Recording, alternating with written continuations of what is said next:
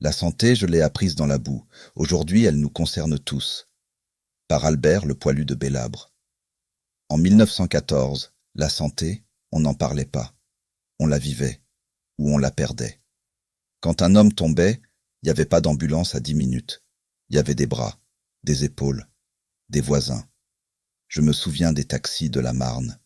Pas des médecins, pas des héros de manuel, des gens ordinaires qui ont dit « on y va, on transporte, on sauve ». Ce jour-là, la santé est devenue l'affaire de tous.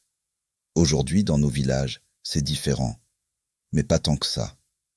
Les médecins sont loin, les urgences débordent, les délais s'allongent, et parfois, c'est la présence humaine qui manque le plus. Alors j'entends une idée qui me parle, former des habitants, aux gestes qui sauvent, aux premiers secours, à reconnaître quand ça ne va pas, créer un réseau de volontaires, pas pour remplacer les soignants, mais pour les épauler, comme on épaulait autrefois, et surtout, remettre de l'humain, un coup de fil, un passage, un regard qui veille. La santé, ce n'est pas qu'une question de bâtiment ou de budget, c'est une chaîne.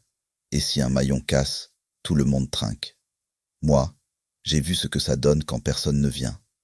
Je sais ce que vaut une main tendue à temps. Alors, je le dis simplement. La santé n'est pas un service, c'est une responsabilité partagée. Professionnelle, oui, mais aussi voisins, élus, bénévoles, citoyens, comme en 1914. Pas par nostalgie, par nécessité. Parce qu'un village en bonne santé, c'est un village qui se tient debout. Et ça, une fois encore, c'est pas dans les villes qu'on vous l'apprendra.